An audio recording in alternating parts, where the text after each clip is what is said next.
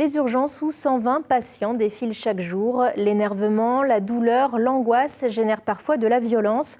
Alors comment les personnels soignants font-ils face? C'est ce que vous allez voir dans ce reportage de Sophie Crimon et Gérard Payen. Milieu d'après-midi, les arrivées en ambulance s'enchaînent. Une toutes les 5 ou 20 minutes. Le sas d'attente des urgences relatives est encombré. Mélange de patients, la tension monte. Attends 3 heures. Dans ta gueule, ta mère. Va cuver que ça le putain. Eh, ta gueule est bâtard. Maintenant, il m'a... Agressivité entre les patients et aussi envers les soignants. Les infirmières, les brancardiers qui les accueillent sont les premiers à encaisser. Certains n'ont qu'une vingtaine d'années. Au début, c'est un peu frustrant, on va dire aussi. Parce qu'à la base, on est là pour les aider et puis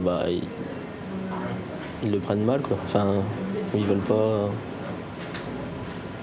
Et ça peut être quoi comme type d'agression vis-à-vis de vous? Ils nous crachent dessus ou ils nous insultent. Après, si on s'approche trop, capable de nous mettre des coups, quoi. Brodés, les soignants répondent avec calme, mais ne sont pas forcément blindés à ce genre de situation. Je ne sais pas si on peut vraiment se blinder.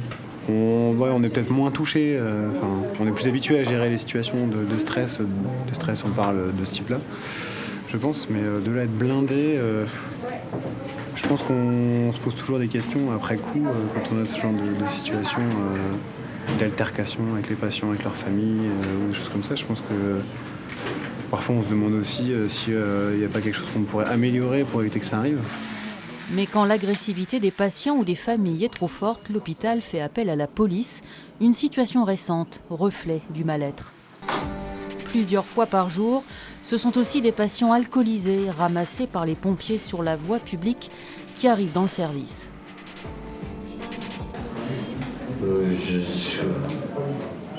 Comment? Qu'est-ce qui vous amène là, aux urgences? On peut un jour se retrouver à la place du monsieur. On ne sait pas pourquoi il a fait cette chose. Donc on a tous une vie différente, on a tous un passé, une culture différente. Donc un jour on peut se retrouver là. On peut donner l'impression de faire ça machinalement, de faire les soins, d'interroger. Mais après bien sûr on va pas se larmoyer à l'instant T, sinon on sera plus efficace sur notre travail. Les soignants sont vigilants. Ces patients, souvent tombés dans la rue, peuvent avoir des pertes de conscience, des traumatismes crâniens, des fractures. Après s'être assurés qu'il n'y a pas de complications, certains passeront la nuit dans le service jusqu'à la prochaine fois. Vous voulez dormir ici ou vous savez pas encore? Je ne sais pas. Bon, vous mangez, on en rediscute après? Oui. Ça va là, monsieur Coulon, il est calme. Des fois, c'est pas le cas. Hein? Un peu nerveux. Un peu nerveux, ouais, des fois. Je suis très nerveux, mais surtout quand ça va pas, ça va pas. Il y a certaines personnes qu'on connaît bien qui sont dans la précarité. On essaye de s'en occuper le mieux possible. Des fois, c'est pas toujours évident parce qu'on a un peu de boulot et on leur consacre moins de temps. Mais bon, on est là pour les aider avant tout, même si des fois, c'est pas évident à gérer. C'était la 181e fois que cet homme venait aux urgences, qui en disent long sur la société.